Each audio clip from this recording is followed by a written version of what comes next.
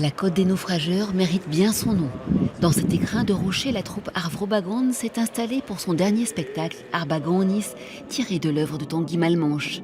Il retrace la vie d'un village de pêcheurs au XVIIe siècle, friand d'épaves, pour mieux survivre dans de rudes conditions.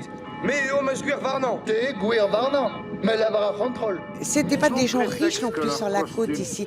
Et tout ce que la mer pouvait apporter était un bien pour eux et les aider à vivre. Un morceau de bois qu'on trouve sur la grève, ah ben tiens, on va réparer la grange avec ça.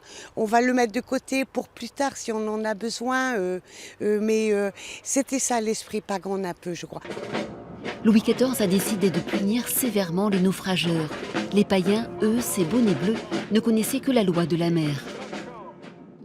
On peut considérer que les bonnets bleus sont un peu les bonnets rouges aussi de l'époque, puisqu'on n'est pas loin, 1681 de 1675, la révolte des bonnets rouges. Donc une révolte un petit peu des Bretons contre un pouvoir central jacobin qui impose des lois, qui impose des impôts, etc.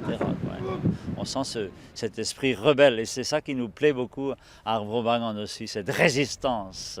L'histoire des païens fait écho aux valeurs défendues par cette troupe militante pour la langue et la culture bretonne depuis plus de 50 ans. Ce fut d'ailleurs l'une des premières pièces de son répertoire. Ancrée dans la vie locale, elle a à cœur de faire participer les habitants.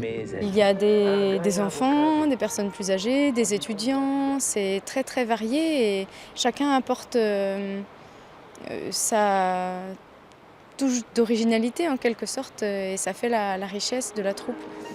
Vous pourrez découvrir dès ce soir et jusqu'à dimanche, en version française, Ce son et lumière à Kerlouan, près du village de Ménéam.